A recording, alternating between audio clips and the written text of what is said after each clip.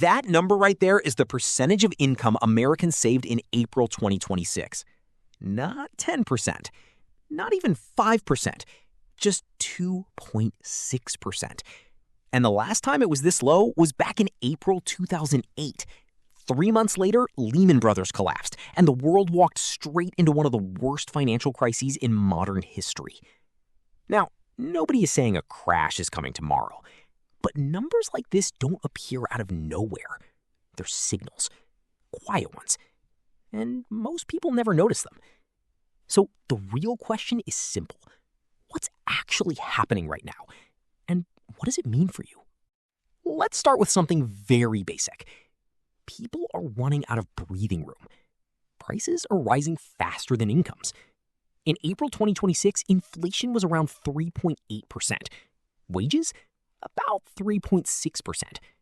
That gap might look small on paper, but in real life, it slowly eats people alive. One grocery trip at a time. One bill at a time. Gas is still high, around $4.43 a gallon.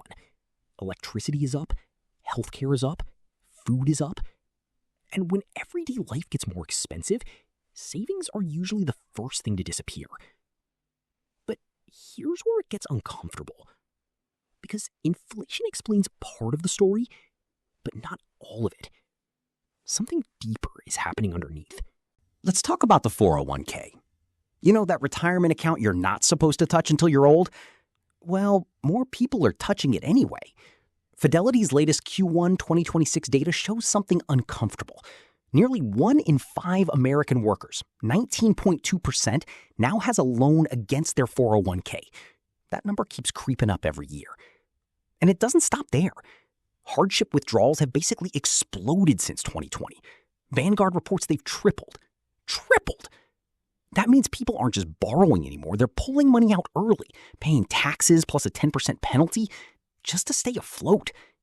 And honestly, that's not a financial strategy.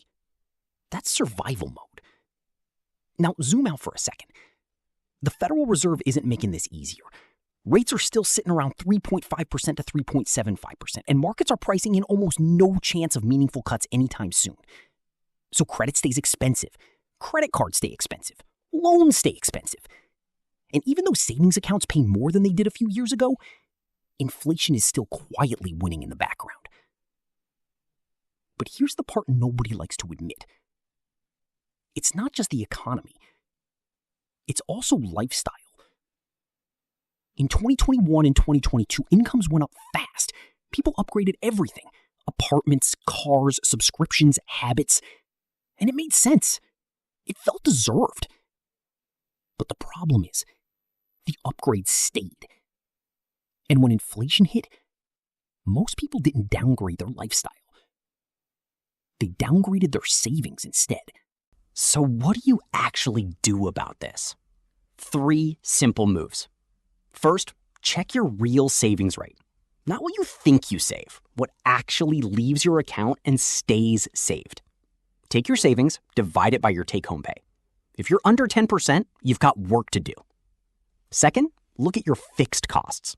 Not small spending, the stuff that repeats every month without you thinking about it. Rent, subscriptions, insurance, car payments. These are the real leaks.